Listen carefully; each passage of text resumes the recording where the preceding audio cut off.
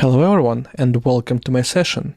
My name is Anton Boyko and today I would like to talk to you about how you can build your own identity platform for your own multi-tenant SaaS product. The multi-tenant SaaS product is the key component here. If you're not aware what the multi-tenant SaaS product is about, I can try to give you a very simple explanation. So let's say that you have your SaaS product that you distribute to your clients based on the software as a service model, and that product, it may have different applications inside of it. So what application is, you can ask? If you can imagine the Google platform, for example, then you will see that you actually have multiple applications without that platform. You have the Google Mail, for example, you have the Google Disk, Google Calendar, and so on and so forth. And additionally to that, you may have multiple organizations. Each organization should work in their own, let's say, logically and virtually isolated environment, but on the same way, all of them should have access to all of the applications and all of the features of those applications. So that was the task that we take in, and we work on that for, let's say, considerate amount of time. And next, I would like to talk a bit about what challenges did we had, how we structured our identity platform to make everything work in the way I've just described. So let's start with the authentication task. So usually when you're talking about the identity platform, if you don't have a lot of experience here, then you may actually think that the authentication and authorization is more or less the same kind of stuff, which is exactly what it's not. So the authentication task, the first task, let's say the easiest one, is to identify who is the user that is trying to get access. So in our case, we have our identity platform, in this case in the middle, and then we have a bunch of different applications, our own applications that our company built and wants to sell as the SaaS products or SaaS applications. And those applications, they are of course aware of that identity platform, and you may also have the different authentication providers. In our case, we have local accounts, and we're now building the integration with the Microsoft ID and with the Google ID. And of course, our identity platform should be aware about those providers who can provide you with the identity information. The key point here is that if you will go to the Microsoft ID or Google ID, for example, they are completely unaware about us as a company, and they are completely unaware of what we are building. So therefore, you cannot ask them to manage any permissions for your users, for your apps. The only thing that you can ask them is, hey, this is the user, this is his email and password. Is this a valid user or not? So they can help you to only solve the authentication part of the task. And if you will structure the things exactly like we structured, then you will be able to have your own ID. In our case, we call that the Perfection ID because the company or the startup called Perfection. And now all of the applications can talk only to identity platform, and they are aware only about the Perfection ID. That actually allows us to connect, as I was saying, Microsoft ID, Google ID, and so on and so forth. If at some point we would like to connect like the Facebook ID and any other social media IDs, that will work exactly the same from the application perspective. So that gives us that flexibility. Okay, so now we know who that user is who is trying to access our app. The second task that we need to solve is the authorization task. So we actually need to understand whether that user is allowed to do this or that action or not. And the same way, the identity platform, our identity platform, knows about the identities of our users, but our identity platform is totally unaware about the permissions for those users. The reason for that is because actually the roles are defined by the applications themselves. So the application A, for example, can define that, okay, I have 3 different roles within my application. I have the application admin, the application contributor, and the application reader. And the same way, the application B can say, okay, I have only 2 roles for my application. I have the application owner and the application reader. In this case, I explicitly on purpose named 2 roles reader, but the thing that you always should remember is that those are actually 2 different readers. They may have the same role name, but actually they are managed in the entire, let's say, they are managed in the same way, but they are entirely different roles because they are defined in 2 different applications. So what we're actually doing, the application defines the exact set of roles that this particular application is able to recognize. And then the application, because the application is aware about the identity platform, upon the application start, it registers itself together with the set of roles that the application can manage on the identity platform. So now the identity platform is aware of all of those roles, which means that when we will need to introduce a new role for the application, we will need to change the application code, and then when we will deploy the new version of this app, it will automatically register itself again, and it will automatically add all of those new roles or remove some old roles, and we will always be up to date. But now, the key difference here when we are talking about the multi-tenant SaaS project is in the following. So we can have the organization 1 that can access the application A. In that case, let's name it instance A1. And if the users from the organization 1 are trying to go to the application A, then the application A will go to the identity platform, will provide the user ID, and it will ask, hey, which roles this particular user possess for this application. The key differentiator here is that we will not only ask about the roles for this application in general, but we're always asking for the roles for this application in the scope of this instance, in the scope of this organization. Because we may also have the same organization 1 and some other organization 2 that are trying to access the application B. So now when the application B takes the user ID and goes to the identity platform with that user ID asking for the roles, it always needs to specify, exactly as I said just a few moments ago, it always needs to specify from which instance this request actually came in. Because for the B1 instance and for the B2 instance, we may have totally different users and therefore totally different roles. So that's why it's very important. The thing that I described may actually look like one of my favorite architecture anti-patterns, which I called everything connected to everything via everything, but it's actually not. So let me try actually to show you a bit more deeper how we structure on the logical level our entities within our application, within our identity platform, and then I will also show you how we make that work in the code. So if we will take a look at the logical schema, we will see the following structure. So first of all, we have our tenants, or as we also call them, the organizations. So the tenant or organization, it actually defines this unique top-level instance, which we will be then working with. And therefore, we may have multiple tenants or multiple organizations that are using our product. That's why we call that the multi-tenant. So we have the single installation of the product, but multiple organizations can use that at the same time. And you may connect this tenant to your enterprise ID. This line is actually dashed because you may connect that, or if you want to use the local accounts, then you may skip that part.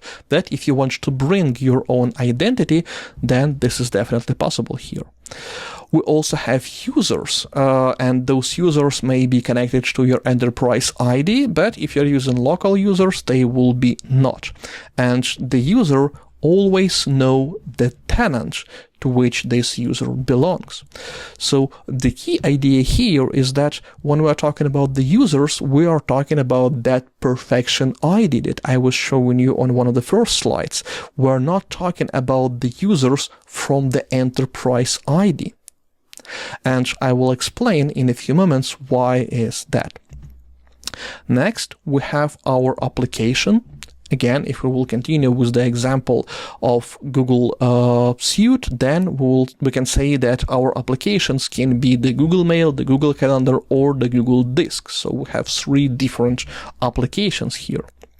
And also we have the set of roles. And roles, of course, they are aware of the applications because the role cannot exist in a vacuum. It always needs to belong to some application. Next, we have an entity which we call subscription. We created this entity as an interim entity, and we are using that mostly for the billing purposes. Why is that? Because the next entity that we have is called the subscription application or the application instance. This application instance, as you can see, it will belong to the tenant because it belongs to the subscription and subscription belongs to the tenant. But the idea of the subscription here for the billing purposes is that I can use the subscription to group my applications. And maybe if I want to bought a few applications at the same time, then I will get some discount on that application. So that's why we have this interim layer. But nonetheless, the subscription application is aware about the application and it's aware about the subscription. And the last, but probably the most important entity in our identity platform is called membership. The membership can actually connect all of those things together. So the membership connects users through the roles, through the subscription applications.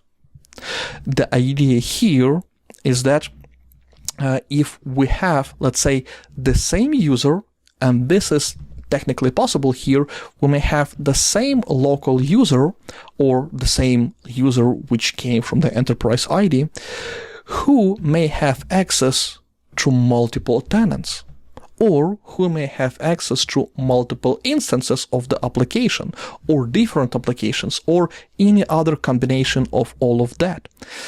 Our idea here is that the user will not need to create multiple accounts to be able to access all of those varieties of applications, instances, and tenants.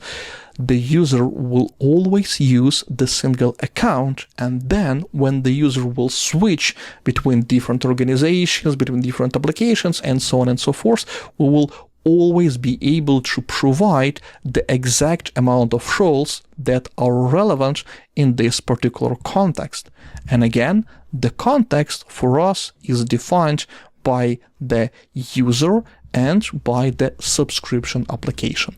In the scope of that, we're always returning the exact set of roles. I do hope that I did not confuse you yet. So that's why let's go and see what we have in our source code. Let me just demo how we implemented that in C#. Let's take a look at our classes first. So here you're looking at the general identity class. We're using this general identity class to describe any general identity that we may have in our system.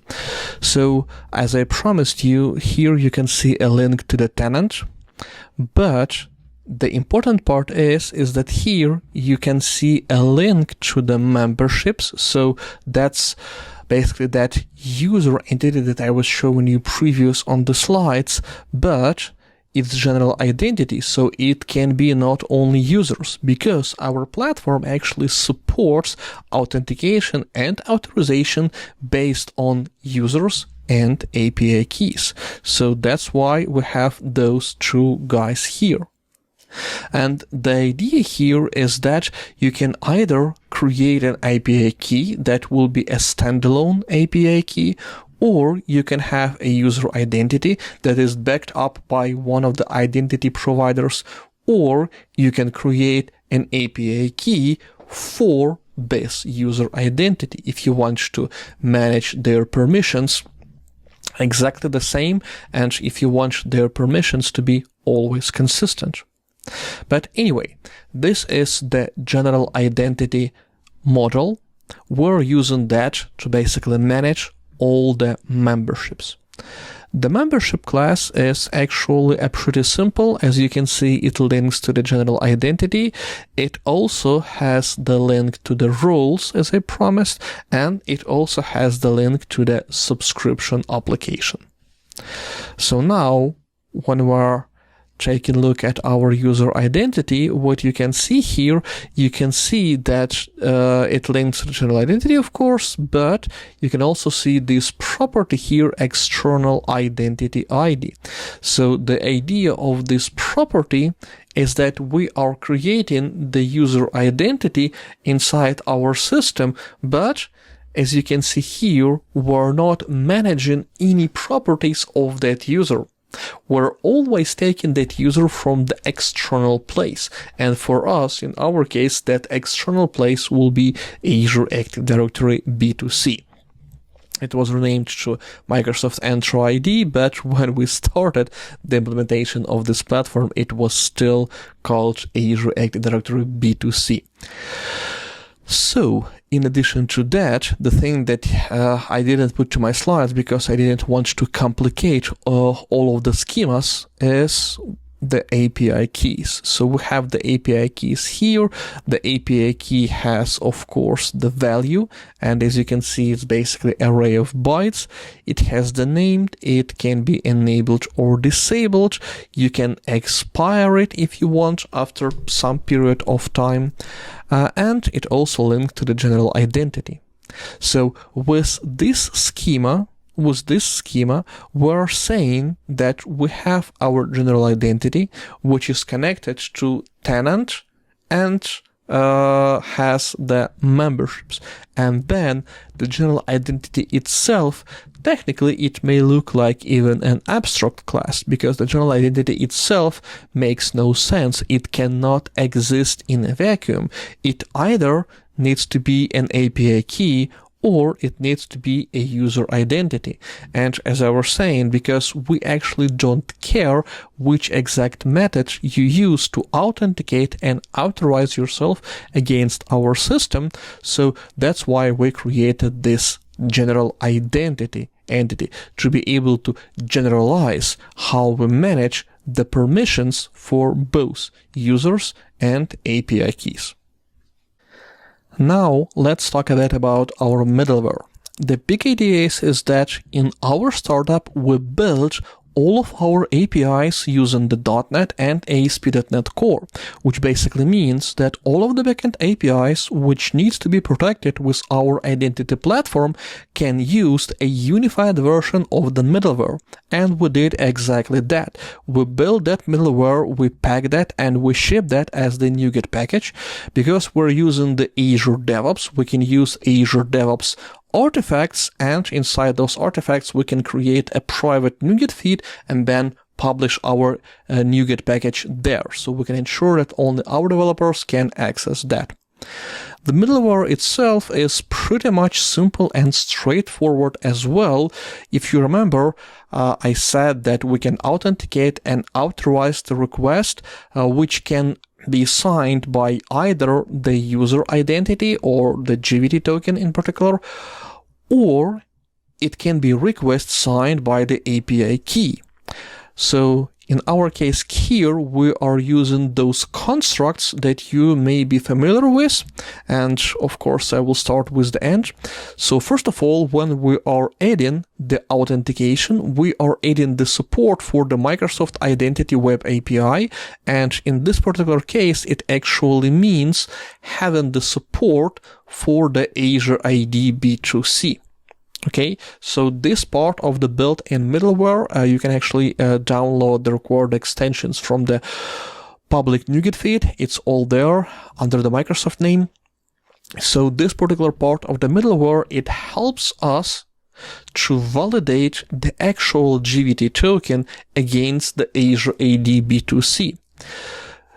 At this point, I usually have a lot of questions on, hey, you already have Azure ID, so if you have Azure Active Directory, why don't you use the roles from the Azure Active Directory to basically have them in your GVT token, and you don't need to develop anything extra after that? Well, it may be true, but it's not working in our case for the few reasons. The first reason why it's not working for us is that, again, remember, when I started my presentation, I said that you have the authentication task and you have the authorization task. The authentication task is to understand who is the user that is trying to access your system, and that is a relatively general question. We can easily use the Microsoft Active Directory for that. But the second question is whether this user, which was already identified, can perform this or that action. And this question is not so general as it may seem, because to answer that question, what you need to know the context of your application. That's why it's so hard for the general service like Azure Active Directory or any other general service that you may have over the internet to answer that question. And in our case, that question is even more complicated, because we need to know all of those extra details about the scope. We cannot just return the roles for each and every request. We need to know the scope of the application. We are returning the roles for the application, and we need to know the scope of exact instance of this application. Because, as I was saying, even within one organization, you may have multiple subscriptions and you may have multiple copies of the same application. The reason why you may have that in your organization is because if you are using, let's say, different cost centers. So if you have a subscription for the European branch of your organization and you have a subscription for the, I don't know, US or like North America branch of your organization, in that case, you may still want to use the same centralized authentication system, so you're still using the same set of corporate IDs to access both instances of those applications. But at the same time, the usage of those applications may vary between the Europe and North America. So therefore, you may want to separate those bills, and if the European guys are using this application more, then they will need to pay more. If the folks from North America use that application less, then of course they will pay less. And this is actually a very simple example of having one single tenant, one single organization, and then multiple instances of the same application, again, because you want to separate them for the billing purposes. So, based on all of that I've just said, it's really hard, almost near to impossible, to configure a general service to work in that way, to be able to return for the same user an entirely different amount of roles. Depends on to which application I'm trying to get access, and depends on in which organization I'm actually working right now, because I want to remind you another case, another big pain point that followed me through my entire career, and I do believe you can actually share that pain with me. So the idea here is that if you are working in a service company and then that service company provides services for multiple clients, you can actually go to those multiple clients and then they will force you to create an account in their organizations. And now, if you are an expert and if you're working in parallel on 5 different projects, that basically means that you will have at least 5 different accounts. And now, first of all, you need to manage all of those passwords. You need to manage, I don't know, like multi-factor authentication and so on and so forth. So this is actually a lot of things to do. And when you are switching between the organizations, between the instances of the application, you always need to do log out, log in. So were trying, and we succeeded in that actually, we were trying to eliminate that pain, and we did that. So with our system, you can have the single account.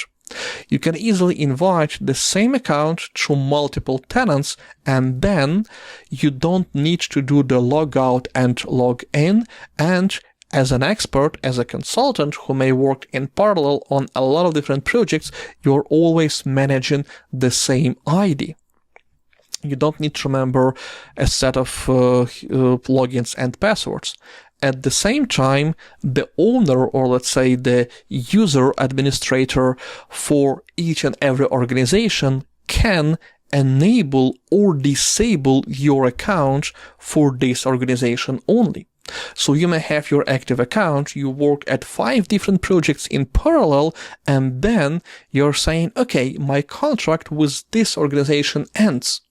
And they need to disconnect you from their system. So they are just disabling your account in that system. Your account still works in all of the other systems, but in their system, it's now disabled. You cannot log in to their subscriptions anymore. And that is actually one of the killing features that we are shipping with all of our projects. But with all of our products, I meant. But anyway, let's get back to the original topic of our conversation here. So, as I was saying, we are adding the support for the Microsoft Active Directory identities, and also we're adding the custom support for our API keys. So let's take a look how we've implemented that for the Microsoft Azure Active Directory. I know that now it names Microsoft Entra ID, but I'm still called that by the old name, Azure Active Directory, because when we started the implementation, the name was exactly that. It was Azure Active Directory B2C. So, for this particular part, what we are doing, we have a class called the Azure Directory B2C Authentication Service, and inside this class, we're basically using this method on token validated async as an entry point to the token validation process. Technically, we don't need to validate the token itself, because that part of the validation we are kind of outsourcing it to the Microsoft itself. We are asking their built-in library to validate the token and make sure that the token is valid, but here we are trying to build our own principal from that token. We're trying to build that using, of course, the current request details, using the current principal, because we are about to change that, so we may want to get access to some extra properties of that principal, and then we are actually providing 2 different services here, iMiddleware membership service and iSecurity claims service. Please notice that what we have here as well, we have the set application ID method. Why this is important? It actually sets this application ID. Why this is important? It's important because when we are connecting our middleware through different backend APIs, as I was saying, the middleware always needs to work in the scope of a particular application.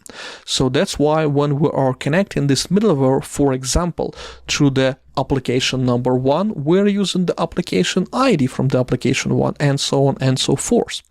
If we will use the same example as we were using through the entire presentation so far about the Google Workspace, the idea here is that when we are, let's say, working with the Gmail, we are providing the application ID of the Gmail here. When we are switching to the calendar or disk or something else, we are providing the different ID here.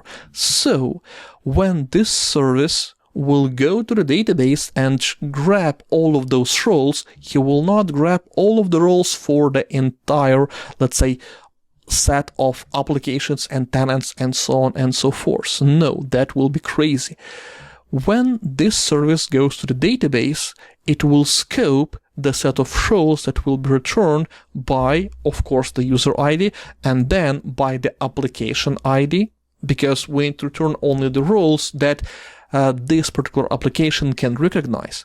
And then we will also narrow it down to the exact instance of that application. So let's take a look at this implementation here. So what we are using our iSecurity claim service to basically get the identity ID for this user. So we are deciphering the user security token, the GVT token, and we are getting the user ID from that token. The important part here is that we are actually getting not the user ID from your enterprise identity system, so we're not getting your Microsoft ID or Google ID or whatever else ID you may have.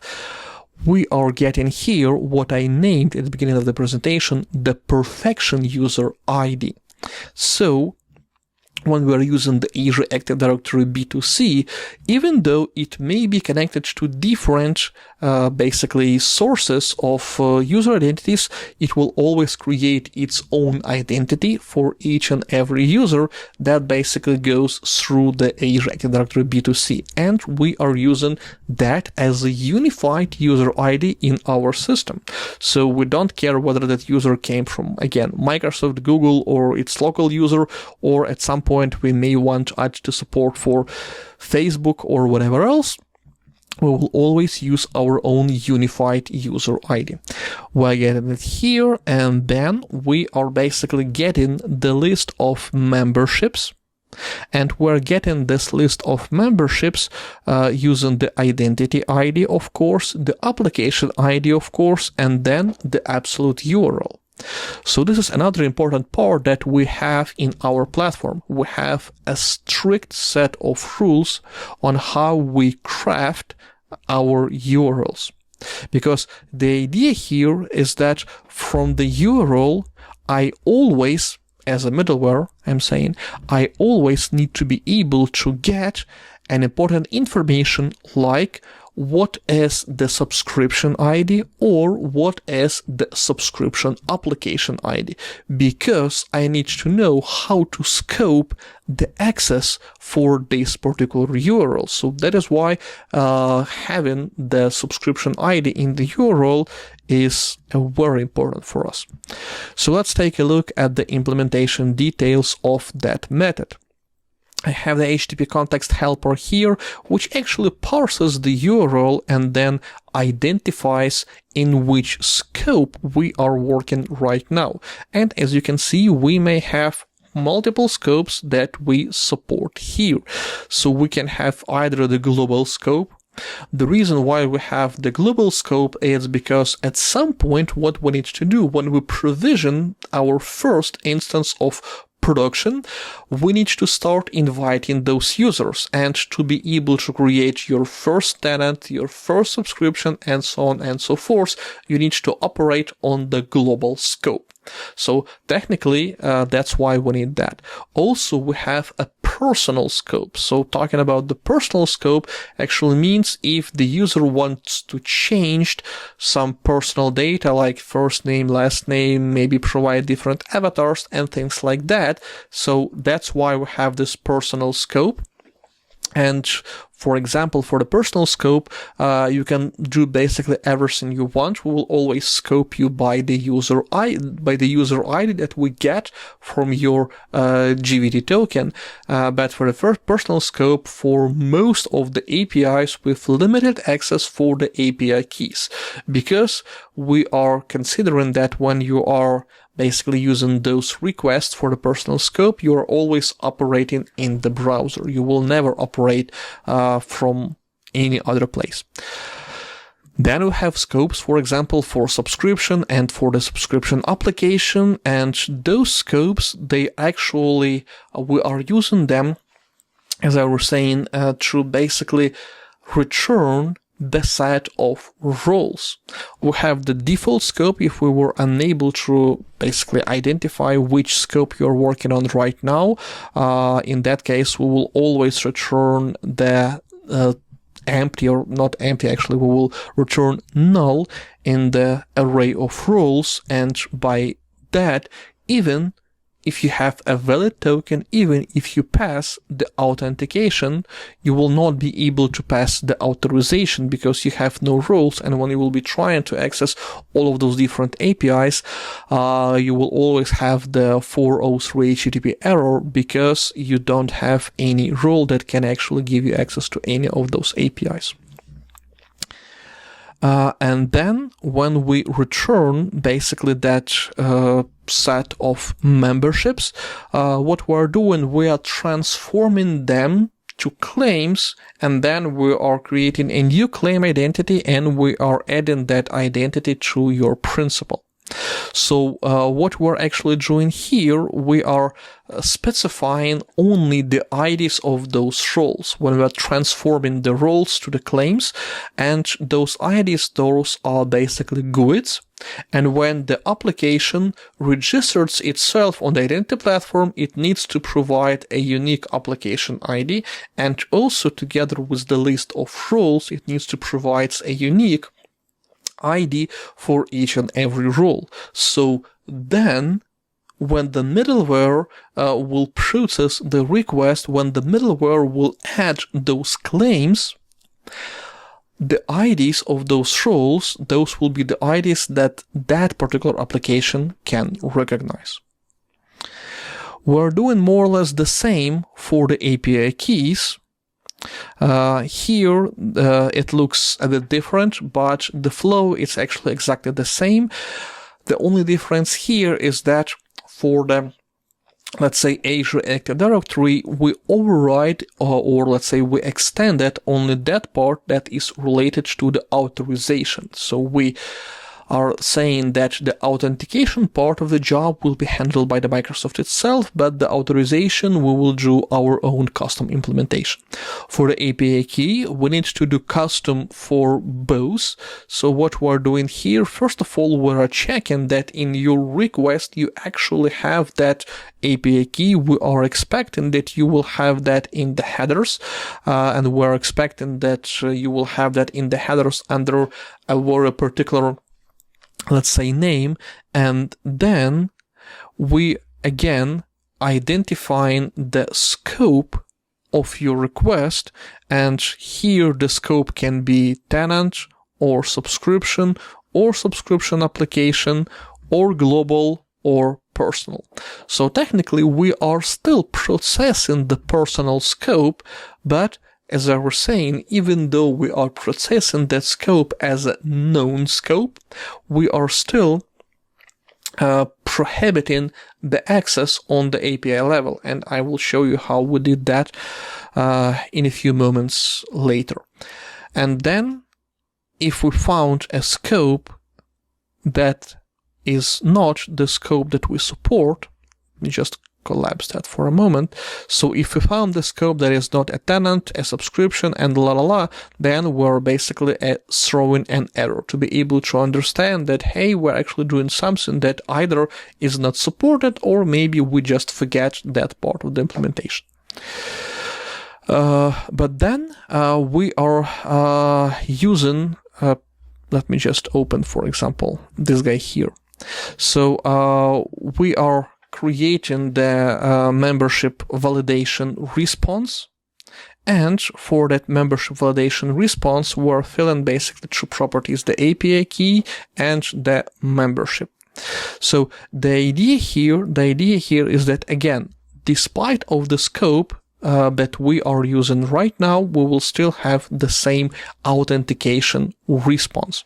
Inside that response, we are having both the API key validation info and the memberships. The reason for that is because when we were implementing that in our first iteration, we noticed that we have a lot of issues with the performance, because it seems more logical, like to do those tasks separately, to do the authentication and then authorization. But for the sake of the API keys, it were using two HTTP requests. So the first request to validate the key, and then if the key is valid, the second request to get the list of membership. And that was slowing down the system quite a lot, actually. So that's why we combined those two requests together. And now we're using only one request to get the actual set of memberships and to validate your API key. And in case the API key is not valid, again, inside the memberships, you will have null in your collection of roles, which basically means that you are unable to go anywhere. So this is how we're doing that. And then again, we are creating a collection of claims, and we are getting our memberships, and we are transforming our memberships in more or less the same way. We are specifying the exact IDs that we will be using from the roles inside those claims. So, and then we're creating the principal, and then we are basically returning the authorization result using that principal. So now we have all the required information about what is the ID of the, let's say, general identity. Okay, I'm not talking about the ID of the application key, because I don't care about the ID of the application key. I always care about the ID of the general identity and the exact set of roles that this general identity possess. And again, because the way how we've registered that on our middleware, then I will always have the correct list of roles, and the API itself actually don't care whether those roles came from the GVT token or whether they came from the API key. One last part related to the code that I want to show you today is that how we actually decorated our APIs to be able to support all of those nice and cool things that I was talking about for the last 14 minutes of this session. So look, here you can see more or less the same regular ASP.NET API that you may have in any other project. I've just collapsed basically all of the implementation details because we don't need them, we don't care about that right now. The first thing that I want to highlight is that this route attribute here. So look, this is exactly what I was saying, that we have a strict set of rules how you need to craft your API routes. In this case, it's a mandatory requirement that I need to use the subscription keyword / the subscription ID / application ID. So in that case, I'm specifying that this request needs to be authenticated and authorized for this subscription for this particular application. Or it may be that I'm using only the subscription application ID here. This is another condition that we also support, let's say another convention that will be more precise, that we support. So you provide the subscription application ID, because using the subscription application ID, we can get both the subscription ID and the application ID. Okay. Here I also have a name, but the name is not important for this part of the demo. So the route attribute is the first thing that I want to highlight. The second thing that I want to highlight is the authorize attribute. So look, usually when you are creating your authorized attributes, what you may have things here like roles, and then you're specifying like, okay, owner, comma, I don't know, like contributor, comma, reader, or whatever. So you're basically creating let's say string here, a custom string here, where you have the names of your roles separated by comma. This part is actually not easy to manage for the big systems, for the big application, and especially it's not easy to manage when you're creating a multi-tenant SaaS platform. But Microsoft also supports a bit of a different way of doing that. Microsoft supports doing that with policies. Okay, and when I'm doing that with policy, I'm saying, you know what, I don't care about the roles, but your token, or let's say your principal, should contain this particular policy. And here I'm specifying the name of the policy. And the name of the policy here needs to be either unique or shared across your system, but I'm implementing that as a unique name.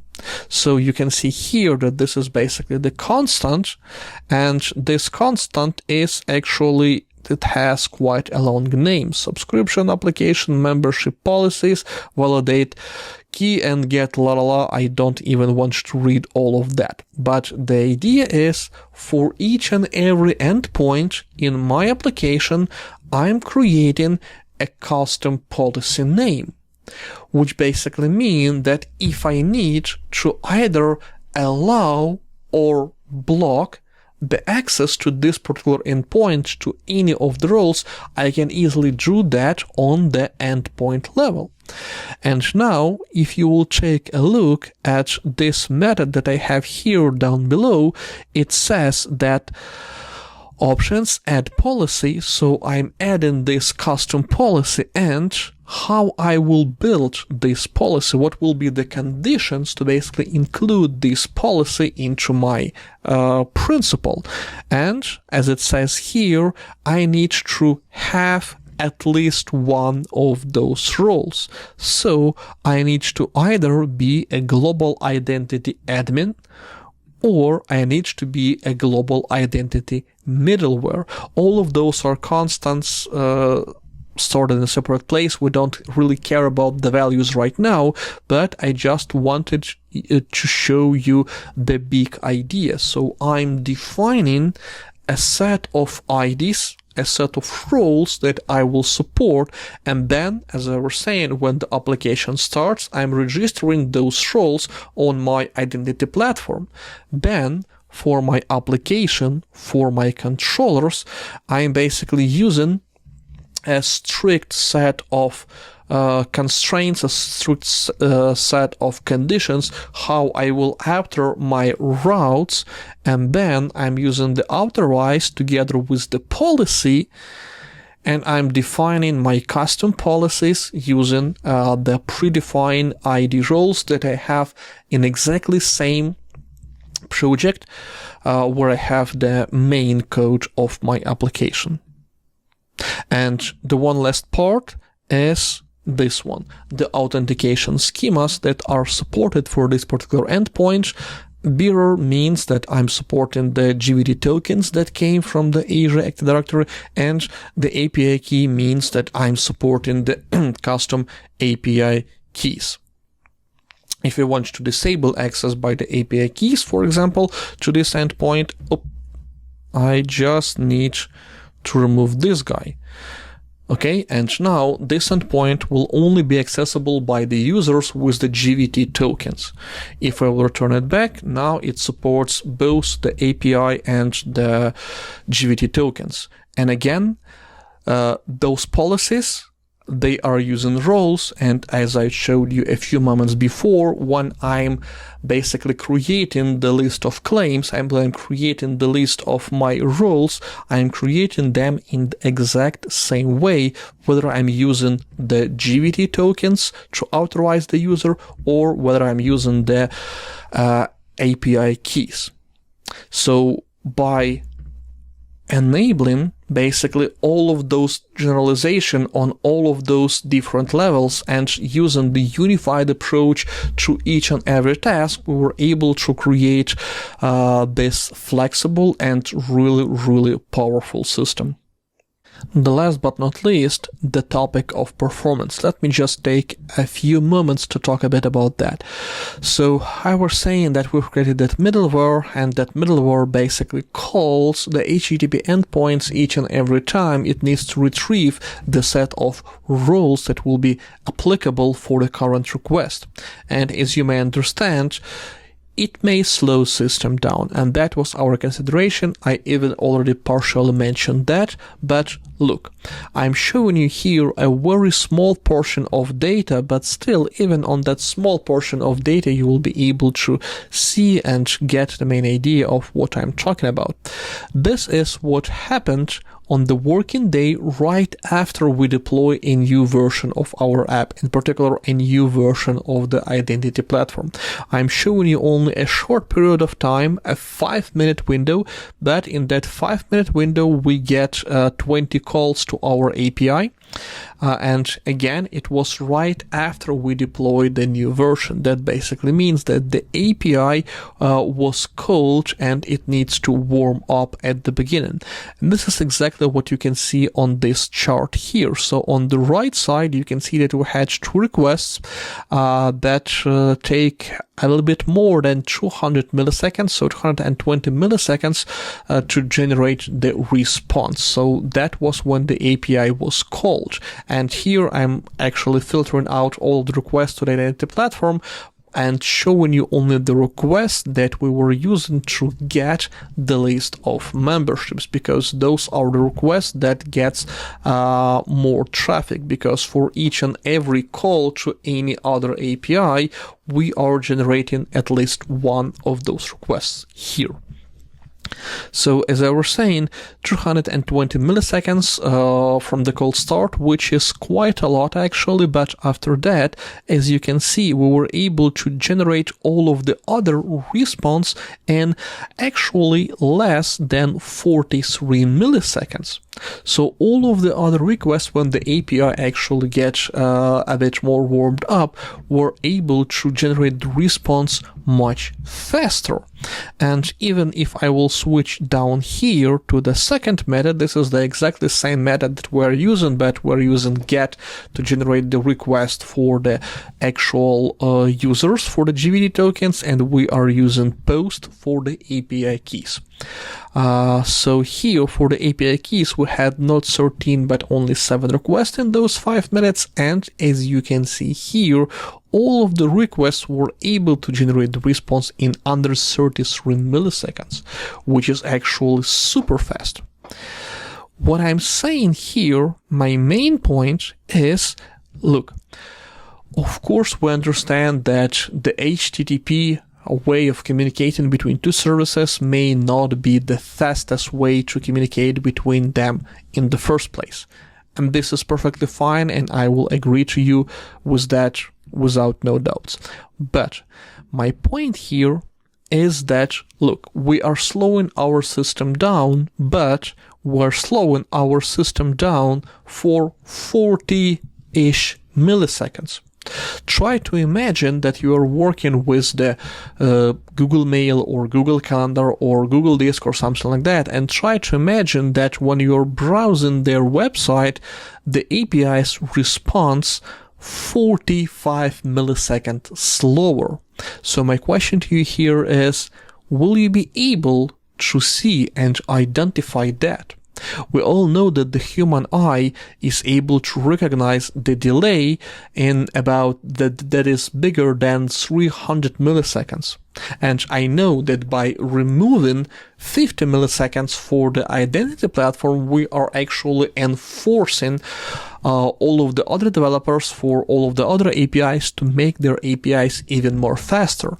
But due to the nature of our products, having that extra 50 milliseconds delay can be considered as having 0 delay, because we're not doing any streaming, we're just basically doing, let's say, the regular create, read, update, delete operations for our APIs. The nature of our products implies exactly that. So that's why, first of all, we have a really good performance scores here.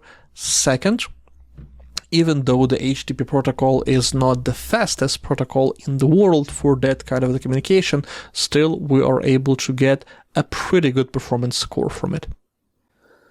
Thanks for your attention, everyone. That's everything that I've prepared for you for today, at least for the main duration of the session. And if you will have more questions about the topic I've presented today, feel free to ask them. Thanks.